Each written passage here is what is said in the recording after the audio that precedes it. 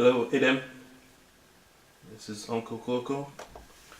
Okay, so today I'm gonna start showing you some things from this book, Jazz Piano Methods and Songbook by Kent Hewitt.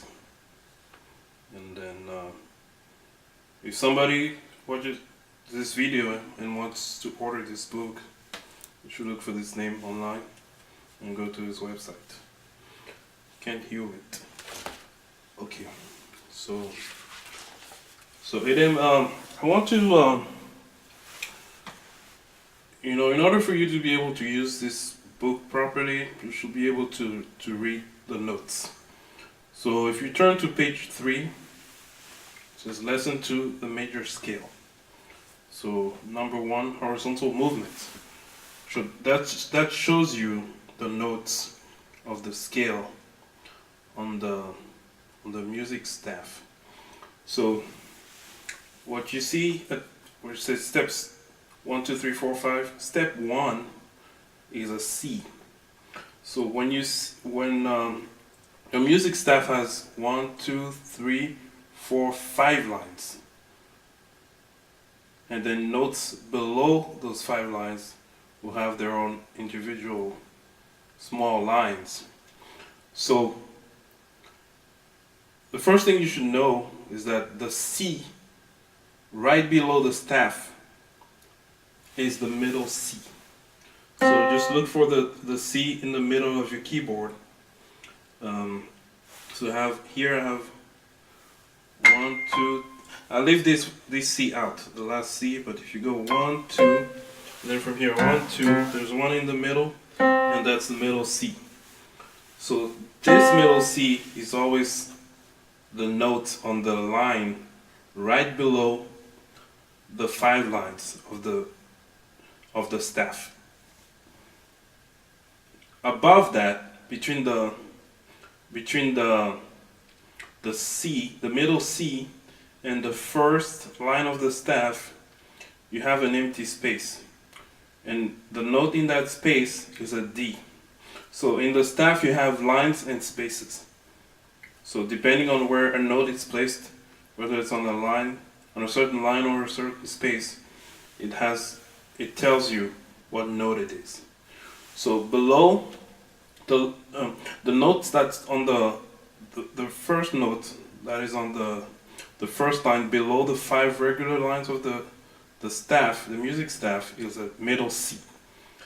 Right above that, right below the first line of the staff, is a D. The first note, the note that is on the first line of the staff, is E, and then the note in the first space is an F. The note on the second line is G. The note on the second space is an A. The note on the third line is a B, and the note on the third space is a C. So you go up, middle C, D, E, F, G, A, B, C. So you're going up the scale. Okay. So wherever you see these notes, anywhere on a music sheet, you should know what note it is. If you see a note in these locations, you should know what note it is. Okay. And then you have notes below this middle C, and you have notes above this middle C. But this is your reference. Okay. Now, that's the scale of C. Now, if you turn to page 1 of this book, where it says Lesson 1, the chromatic scale. The chromatic scale is a scale that moves in half steps. Basically, half steps. In half steps, you're hitting all the notes, all the successive notes that are next to each other. Now, in order to recognize the notes of the chromatic scale, you have to know what is a sharp and what is a flat. Here, on this staff, you see the middle C that we just talked about, and then on the next note, you have a note on the first line, which is a middle C, but next to it you see this hashtag symbol or pound symbol. And whenever you see this symbol, this is called a sharp. So a sharp means that the note that you're looking at is raised a half step. So this note is on the first line right below the staff. So this is a C, but it has a sharp, so it's a C sharp.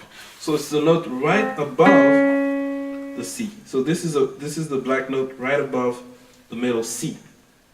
And then the next note, as we saw, is between the first line and the first line below the staff and the first line on the staff. So that's a D. And then you have, and then on the first line on the staff, you have a E, as we saw. But next to the E, you see this B symbol, right? And so this is called a flat. This is the symbol for flat. So this is an E flat.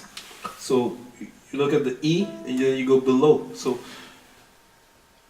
when you see a flat, it's a half step below. When you see a sharp, it's a half step above the note.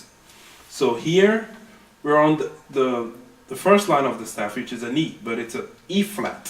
So it's E, E, below the E is E flat. So it's the black note below E. But you notice that the E flat is one half step above D. So that's why E flat can also be called D sharp. See, E flat or D sharp or C sharp or D flat. They're the same notes. So so then you can go through and look at all these notes on the chromatic scale and be able to, whenever you see these notes written anywhere, you should know what note it is, where it is on the keyboard. You know, once you know where your middle C is, you should know, based on this, starting at the middle C, you should know what note you should play. Okay, so this is the treble clef. This is called, this symbol that you see here, this symbol is a treble clef. So on the treble, I just showed you how to read the notes on the treble clef. Now, usually, the treble clef is usually played is for the notes that you play on the right hand.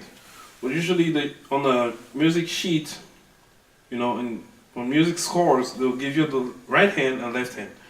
And so below the treble clef, you see this symbol here, and this is called the bass clef. So on the bass clef, the notes that you see on the bass clef are to be read as if they were one whole tone below what they would have been if they were on the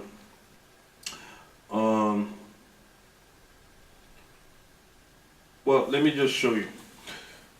They're one whole, okay, the first note here, if this was on the treble clef like we saw above, this would have been A, because it's in the second space.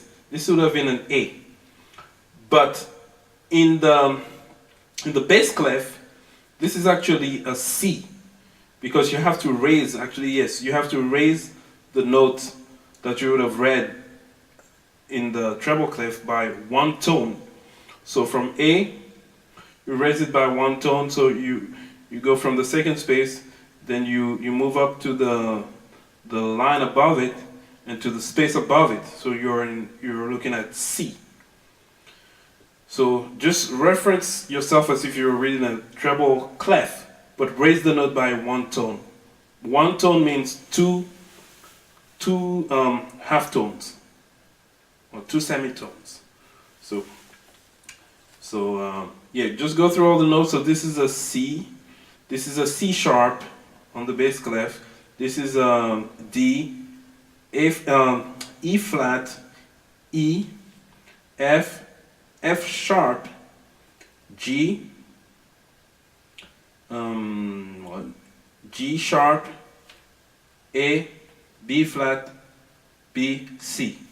So what you need to do is go through and make sure once you see a note, you recognize the clef, it's a treble clef or bass clef, you should know what the note is and play it on the keyboard.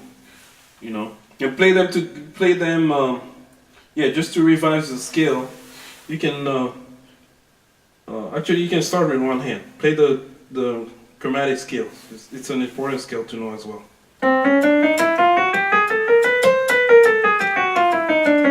Start with your thumb, and then C sharp. Use your third finger, and then go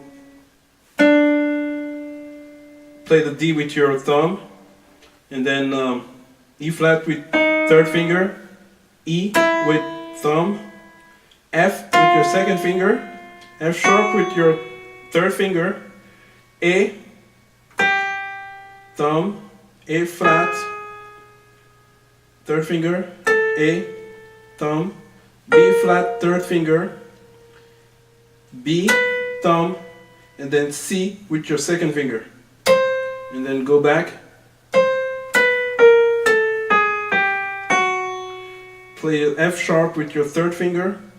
Play F with your second finger, and then play with your play E with your thumb, E flat with your third finger, D with your thumb, D flat or C sharp with your third finger, and then you can play the C. If you're ending, you can play the C with your thumb or the second finger.